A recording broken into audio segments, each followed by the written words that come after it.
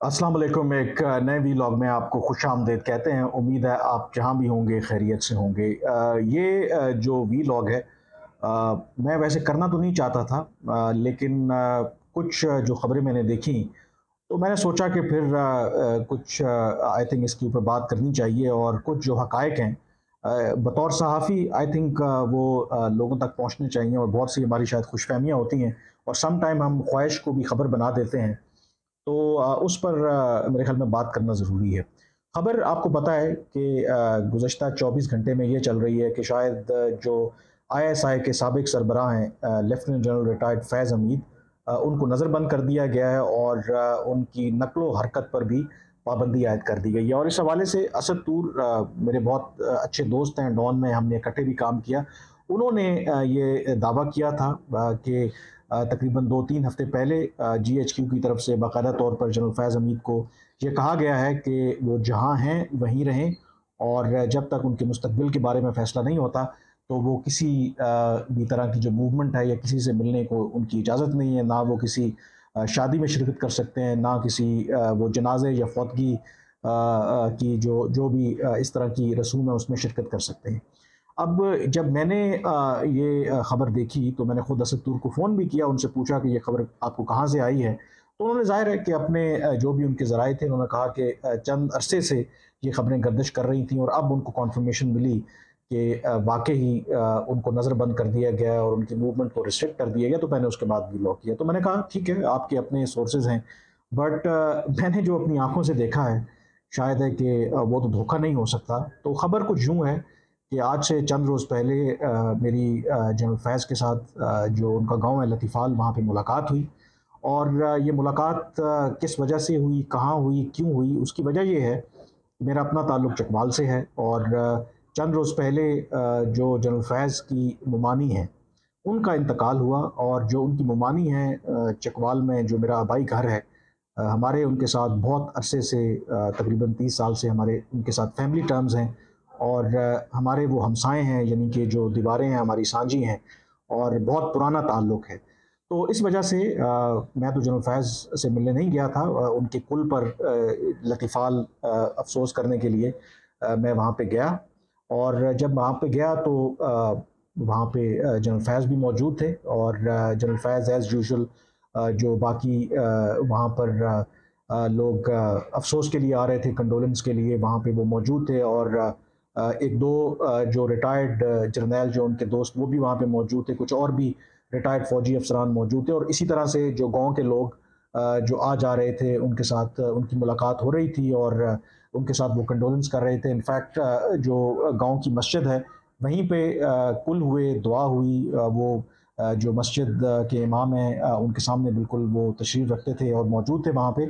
और फिर मेरी भी उनसे वहाँ पर जब इवन हमने खाना भी खाया, 8-10 लोग थे, जिसमें मैं भी शामिल था। कुछ उनके जो रिटायर्ड दोस्त थे फ़ौजी अफ़सरान, वो भी वहाँ पे मौजूद थे। तो वहाँ पर मुझे तो कोई ऐसा तासुर नहीं मिला कि वो किसी भी तरह से नज़रबंद हैं, या उनकी मूवमेंट पर कोई कदगन है, किसी से मिलने पर उन पर कोई पाबंदी है।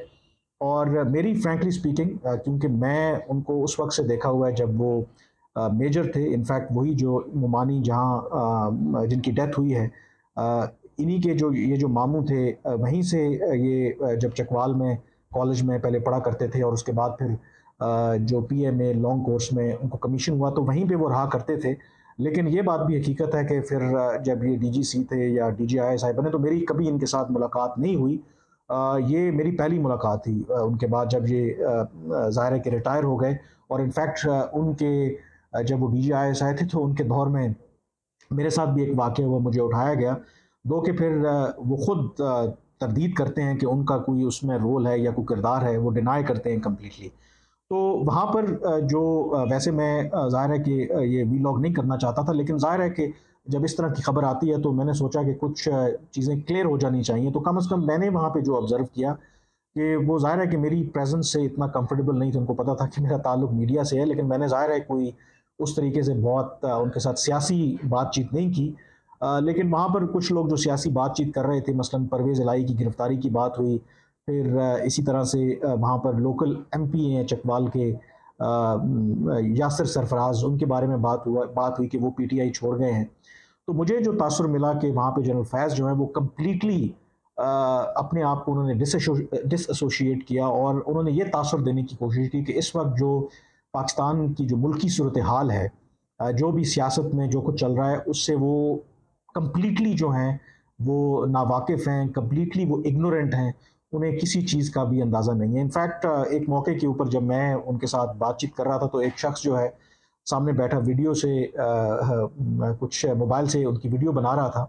तो उनसे पूछा उन्होंने कि आप ये वीडियो क्यों बना रहे हैं? तो फिर उन्होंने वज़ाहत की कि उनका ताल्लुक किसी मीडिया से नहीं है या इसको वो सोशल मीडिया पे डालने की बात नहीं कर रहे। ये वो अपने लिए सिर्फ़ वीडियो बना रहे हैं और फिर उन्होंने बताया कि वो उनके जो कज़न हैं, उनके करीबी दोस्त हैं, तो आप बेफ़िक्र रहें। तो उस पर जनरल फैज़ ने ये कहा कि ये ना हो कि शाम को ये तमाम चैनल्स पर और सोशल मीडिया के ऊपर ये वीडियो चल रही हो कि जी जनरल फैज़ जो हैं अपने गाँव में सियासी अमूर पर बातचीत करते हुए, और उस पर वहाँ पे कहका लगा। तो वहाँ पे एक कोई बुज़ुर्ग थे गाँव के, उन्होंने ये कहा कि देखें बेशक आप रिटायर हो गए हैं, बात तो अभी भी आपकी होती है, क्योंकि और उन्होंने एक ये बात की कि रैंकिंग आती है, रैंकिंग मतलब वो कहना ये चाह रहे थे कि जनरल फैज़ पर जब बात होती है तो वो रेटिंग आती है, तो उस पर बहुत बड़ा वो कहका लगा। तो वहाँ पर जो मैंने ऑब्ज़र्व किया, एक तो जनरल फैज़ ने बिल्कुल अपने आप को जो भी वहाँ पे बातचीत हो रही थी, सियासत के ऊपर बात करने से गुरेज़ किया, और अगर कोई बात करना चाह भी रहा था, तो उन्होंने ऐसा तासुर दिया कि शायद उनको कंप्लीटली किसी चीज़ का भी पता नहीं है कि इस वक्त मुल्क की जो सियासत है वो किधर जा रही है। परवेज़ इलाही गिरफ़्तार हो रहे हैं, तो वो ताज्जुब का इज़हार कर रहे थे। जो लोकल एक एमपीए थे पीटीआई के, उन्होंने छोड़ दिया, तो उस पर भी वो बहुत ऐसे वो रिएक्ट कर रहे थे जैसे ये तो उनके लिए बहुत कोई ब्रेकिंग खबर है। तो उन्होंने कंप्लीटली अपने आप को, जैसे मैंने कहा, कि डिसएसोशिएट किया, और वहाँ पर बिल्कुल मुझे ऐसा नहीं लगा कि उनकी मूवमेंट के ऊपर कदगन है। जो भी लोग वहाँ पे आ रहे थे उनसे बग़ैर किसी रुकावट के वहाँ पे मिल रहे थे, और वही उनके साथ जो भी सिक्योरिटी होती है वो उनके पास सिक्योरिटी मौजूद थी, और तकरीबन मैं 1.5-2 घंटे वहाँ पे मौजूद रहा। तो वहाँ पे वो मौजूद रहे और हर तरह के लोग वहाँ पे आके उनको मिलते रहे, और किसी तरह की मुझे ये तासुर नहीं मिला कि उनकी मूवमेंट के ऊपर कोई पाबंदी लगाई गई है। तो आई थिंक वो लोग जो ये सोच रहे हैं कि शायद जनरल फैज़ के ख़िलाफ़ कोई कार्रवाई होगी, मुझे लगता है कि एटलीस्ट जो मैंने देखा है, जो मेरी ऑब्ज़र्वेशन है, ऐसा तो कोई मुझे साइन नज़र नहीं आया।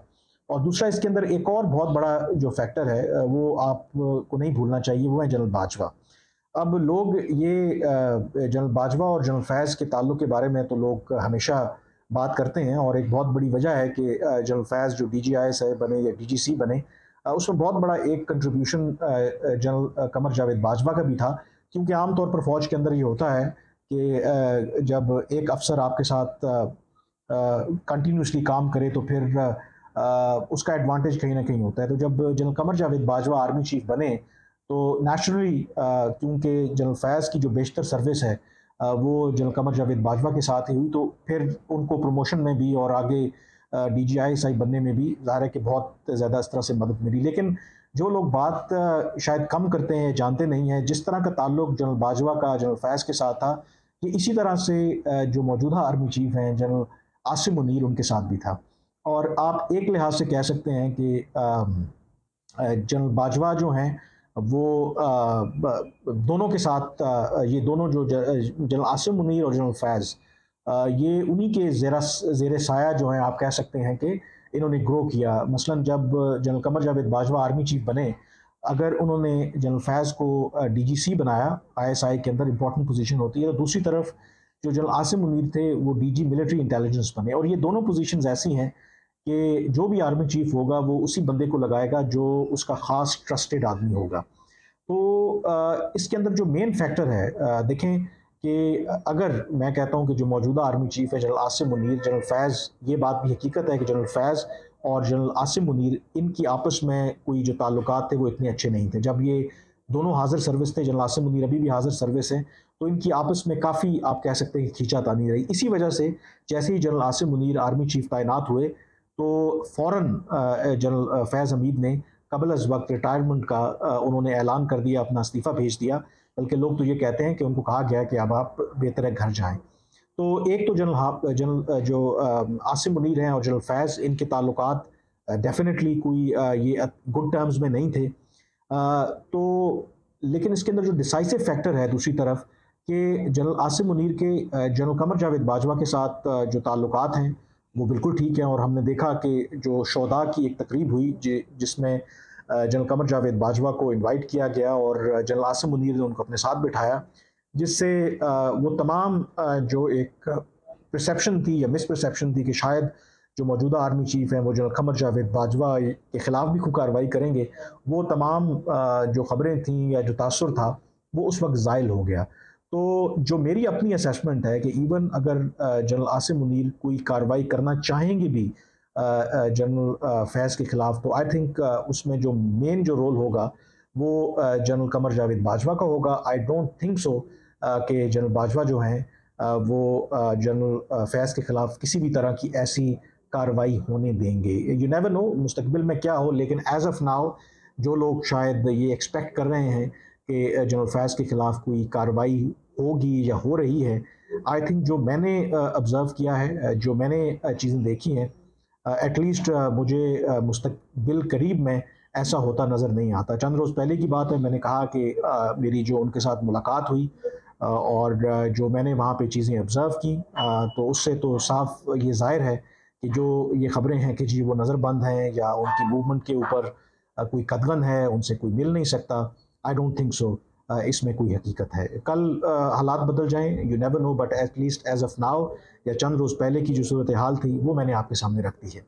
आज के वीलॉग से इतना ही, मुझे इजाज़त दीजिए। अल्लाह हाफ़िज़।